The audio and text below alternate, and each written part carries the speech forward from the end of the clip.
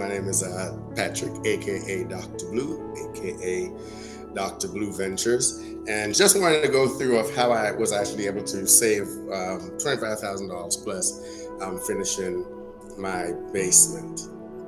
So, not really a contractor. I don't really do construction. My stepdad is in construction, so I have seen him do some things before, but I've never really attempted to do any building things myself prior. But I thought, hey, you know what, this is a great challenge and it's a great way for me to save some money. So the first thing to do, if you want to take on this process yourself, there's always new homes being built. There's always model homes, especially. So actually, I walked around, toured different neighborhoods, and looked at how they had their basements designed. Okay, because they did have a couple that were finished. So the first thing, go look at other homes, look at other basements, go kind of get an idea of what you need. So that's gonna let you know what you need to price out and how you need to actually go ahead and draw out the design for your basement. So once I knew what I wanted in the basement, I got one of the home plans from the builder, and I took an empty picture basically of the basement, and it was partially finished. Like, they didn't really have it framed out, but it was like it had two big open sections. That's how they left. So I had to basically draw out how I wanted to subdivision those two open areas. All right. So I got the whole blueprint, and literally, and I'm going to kind of show you just a kind of picture of it here. I got the home blueprint, and basically, it was like two sections. It was one big open section here, and it was like one big open section on this side. Okay. So I was able to go ahead and, once I knew what I wanted, I was able to go ahead and kind of draw out the spaces how I wanted them. And also I put the measurements for those spaces. Okay, so they always have a blueprint when they're building a house. So we took the one for the basement and just drew out exactly how we wanted to subdivide everything. And the cool thing about this, the way that I drew it out, make sure to measure everything so that everything actually fit. So when you draw it out, you do have to make sure that the measurements match up. So I did get the total, the length of the basement, the width of the basement. So I kind of make sure that while I was drawing everything, that everything was actually proportional. So that's going to be really important. Once I got that, actually, I came into the basement and, took like chalk actually and drew out the same spaces that I had here. I drew everything out with chalk, and then actually went ahead and measured them again just to see, was it actually going to fit and was it actually going to work. So once all that worked out, then I knew all the measurements, and I was able to go ahead and start ordering the material. So once you draw out your space, you have all the measurement, then you can go ahead and start ordering your material. The first thing I did was, of course, frame out the basement how I wanted it. So of course, my first order was for wood, ordered a bunch of some 2x4s and some 2x6s. All right, 2x4s, 2x6s, to match exactly what they already had in there. So that was my first order, and I framed out the space exactly as I had it here. Now, how did I go about framing? Never framing before? Well, YouTube. I mean, you would be surprised about the resources that are available on YouTube. So actually, I was able to YouTube some of the framing ideas just to kind of, get an idea of some of the materials. I did contact my stepdad also in terms of just, hey, what are some of the nails that I needed? Of course, the basement has a concrete floor, so needed that special gun to be able to, go into the concrete and nail the pressure treated wood into the floor. So, but again, if you go through YouTube, all that was actually there. So I pretty much just asked him to verify what I wanted. Once I got my materials to go ahead and frame it, I kind of just started framing it one room at a time. And the amazing thing is I did most of this basically by myself. And when you're framing, especially, if I could draw that out a little bit. So to kind of make it easier, because I was doing it myself, let's say I'm actually building a whole wall. What I would do is, on the floor, I would literally, and I'm going to kind of draw a picture here to show you. On the floor, I would literally lay out everything exactly how I needed that wall, and then I would go ahead and nail the actual framing on the floor. So this would be an example. So let's say I was making a wall. So on the floor, I would literally frame it just like this, nail everything. Of course, you have to measure it. Measure the floor distance to the roof. So I would measure that, and once I finished it, I would literally, it's pretty easy to just go ahead and push it up exactly where you needed it, and then you're able to nail the inside portions to the roof. You're able to nail the portions to the floor, and that kind of made it actually pretty easy for me to do that myself. So I framed out everything first, and I did that myself. Of course, after framing everything out, as part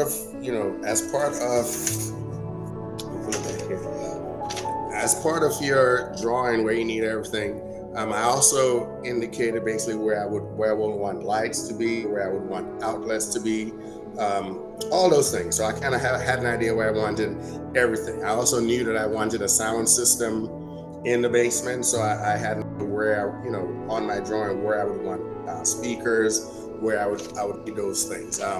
In part of the design, one of them is I wanted to have a movie theater, so I knew that I needed to make sure I paid close attention to being able to wire a sound system into there. So all of those things you have to think about ahead of time, so you can have all that together. So once you start going and you're actually framing, you keep all those things in mind, because you're going to need to make sure that your light switches are able to go on the frame. If you're going to be wiring, make sure there's enough room and there's enough space to be able to run the wires and all those things.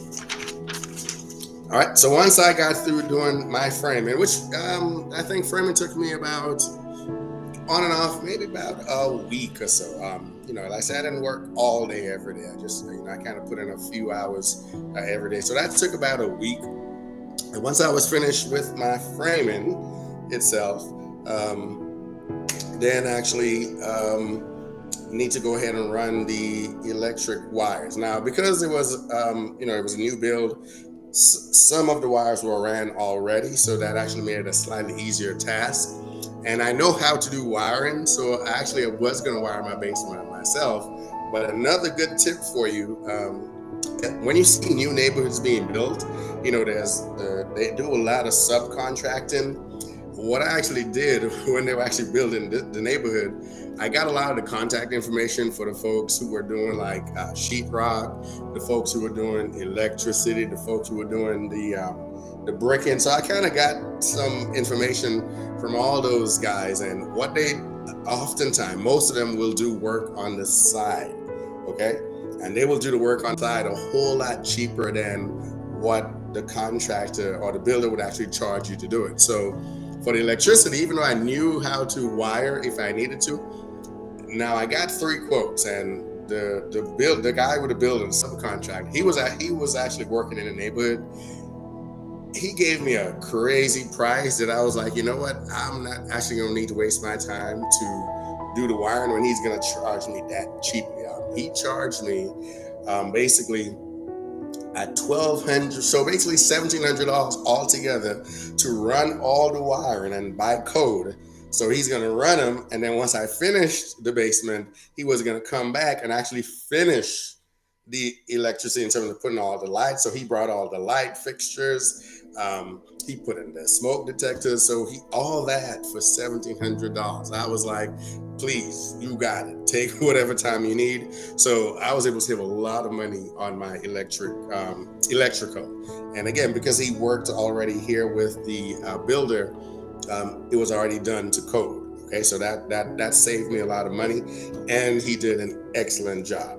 All right, so once he laid all the, once he wired the house, Then of course I went ahead, went to Home Depot, Lowe's, got insulation, went ahead and put the insulation in the wall. Of course, the basement here it's not fully in the ground. It's like a daylight basement, so half of it is outside. But of course, I didn't want to not put the insulation because I definitely wanted to stay comfortable down here. So I did make sure to put insulation in all the exterior spaces. I actually put insulation in the walls just to make sure that it stays comfortable. It doesn't get too hot. It doesn't get too cold. So that's the next part. So once the insulation was finished, then it was time to go ahead and close up. So here's another place where I saved a whole lot of money. Again, I'm able to do sheetrock and finishing. We actually were able to do that in my sister's house with my stepdad. But you don't really want to do your own sheetrock and mudding if you don't have to. So here again, I got a really good deal from one of those same subcontractors to go ahead and install all the sheetrock, finish it, and in terms of mudding, finishing it and everything. And he charged me $3,500 to do both of those. If you get someone to charge you that, you better grab it and run real fast, like real fast. Okay, so once they came in, did their thing, came in, did the sheetrock, finished it.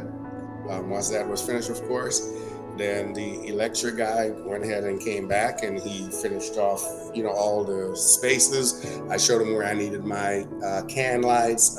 He put all those. Of course, because I was having a theater room, I wanted lights in different places. So he was able to place those exactly where I needed them because I already had all those things drawn out. The beautiful thing and the crazy thing is everything matched up exactly how I drew it out. I don't know how that happened, but like everything matched up exactly as I drew it out. So if you have your good idea up front and you put it on paper, this is going to be your blueprint. All right.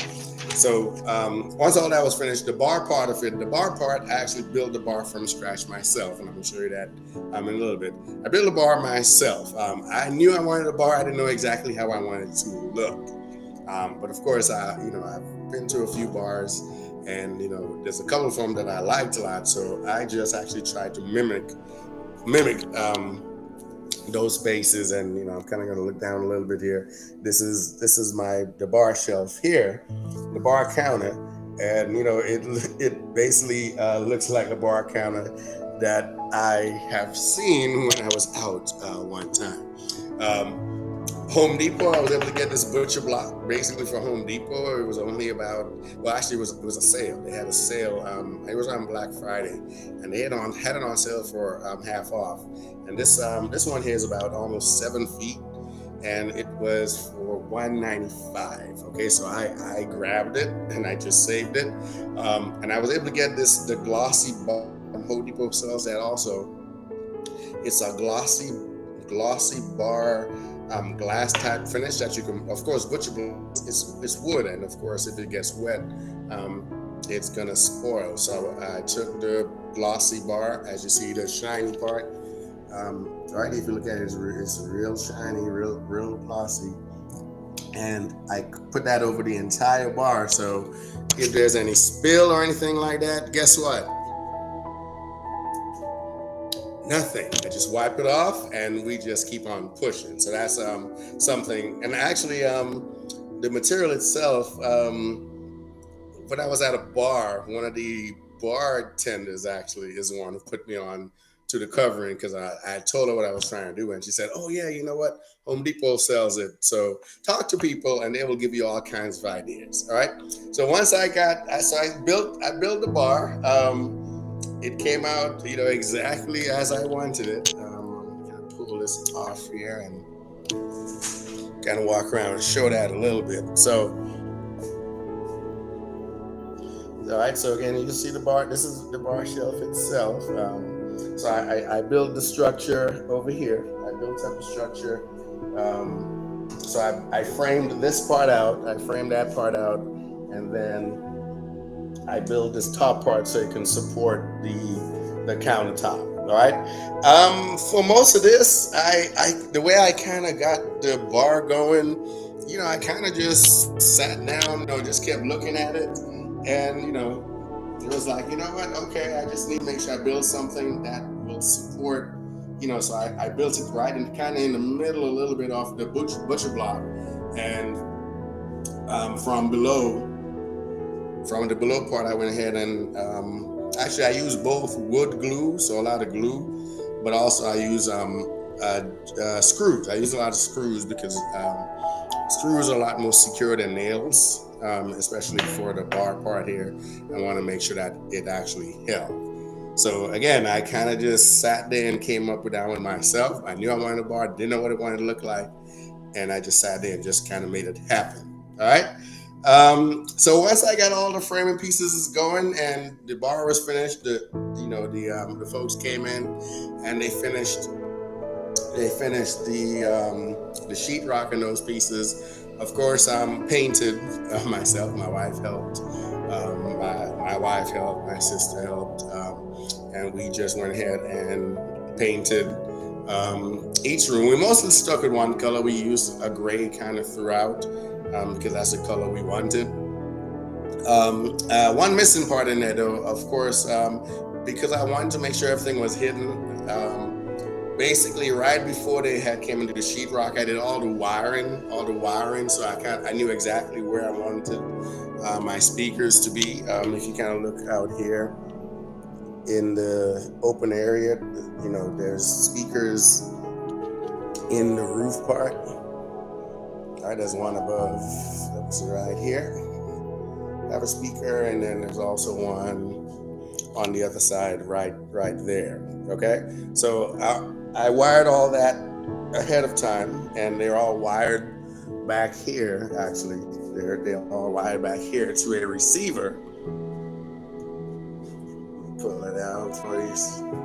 This shelving is just kind of there to hide the receiver, but it's actually the receiver in here, which controls all the sound in this part right here. So I wired everything into the wall. It goes all into the wall, and it's all wired right behind here, and it all goes in there. And the system in here is, I think it's a 4x2 or 4-2. So there's 4 actual speakers, and then it's a 5-1. It's a 5-1. So it's 5 speakers and then 1 sub. And the sub is over here on this side. The sub is right down here. So that is the sub. And those are 2 of the speakers right here. There's also a center speaker. The center speaker is right here. And actually, I decided to put 2. I decided to put 2 of the speakers outside because we're outside sometimes. And there's 2 of those speakers out here. There's one here. Birds decided to build a nest by that one. And there's one down there because we're out here at times. As you see, set up like a nice entertainment area. People could sit down and grab a drink or chill out. And they're able to have music. And again, all that, I already had that figured out before I actually started building the basement. So everything I knew that I wanted, it was already laid out before I did this. All right, so once we did all that, we painted. So it was starting to come together nicely, of course. We saved a lot of money also by doing the flooring ourselves. I'm just going to show you a little bit. So nice flooring to kind of match the gray walls a little bit. We were like, we're going to get luxury vinyl planks, and just from what we've heard and kind of looked a little bit at a couple videos, it didn't seem like it was really hard to do. So we were like, you know what? We can probably save a lot of money by doing our own flooring. So we actually did our own flooring, and it turned out nicely, right? So that's saving almost $4,000 right there. Now, the couple things I did have to, so one thing I can't do, of course, is the HVAC work. But remember, I was talking about make sure you get the information of all the folks who's doing work in those neighborhoods because they always have a connect. So actually, the same guy who helped do the sheetrock, they had a connect with a couple individuals who did HVAC, and OMG, I got a great deal on the HVAC. So in order to basically install it, um, and it was a 6-ton system, install the system, run the ducts and everything, to get the system and run the ducts and install it, fine tune it, make sure it's good to go. And it came with a warranty, a 3-year warranty. So that was great, and I was able to get all of that for $3,500. And again, that included with the system. Okay, with the system. So I mean, again, I jumped on that. So I was able to save a couple thousand dollars on there. I'm a realtor also, so we've quoted plenty times to install HVAC, or if we have to change out an HVAC for a client. So I've gotten plenty quotes on how much it is to install an HVAC, and we've generally getting 5,500 to sometimes about 7,500 depending on the size. So when you shop around, especially with the folks who's working in these new builds. They do a lot of things on the side, and they know a lot of folks. Get those connects, get those contacts. That's another way I was able to save a whole lot of money. So again, I'm saving money on the framing by doing it myself. I'm saving money on the flooring by doing it myself. I did the wiring, all the wiring for the speakers, the speaker systems in here, and that's tedious. That is very tedious. So that can cost a little bit. So I'm saving money doing that also. The painting ourselves, saving money doing that. Building a custom bar. This is an extremely custom bar here, and that gonna cost you a pretty penny. So saving money on that also. So as you see, we're just saving money everywhere. And the good thing about it, if you're able to do that and save the money, then guess what?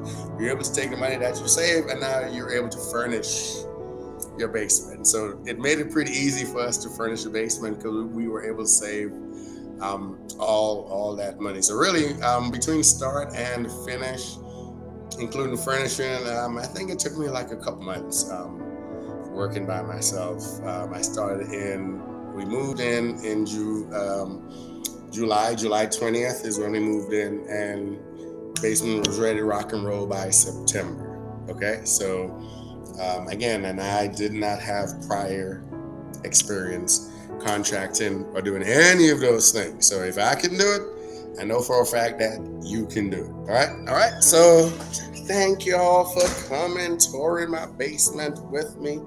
Again, I was able to save $25,000 plus by basically finishing this basement myself. And for the things that I could not do for myself, again, when you're driving around these neighborhoods, I got plenty contact for subcontractors and contractors who do a lot of things on the side, and it saved me thousands and thousands of dollars in doing that. So if you have any questions, or if you want to take this upon yourself, you got some questions, you want to get some advice, please feel free to reach out to me, and I would be glad to help. All right. The whole reason I am here and we have this channel is because we want to make sure that everybody's able to do all the things they want to do. And comment and subscribe for other DIY videos and other adventures from Dr. Blue Ventures and Dr. Blue PE. All right, guys, I'm going to sign out. It's been a pleasure.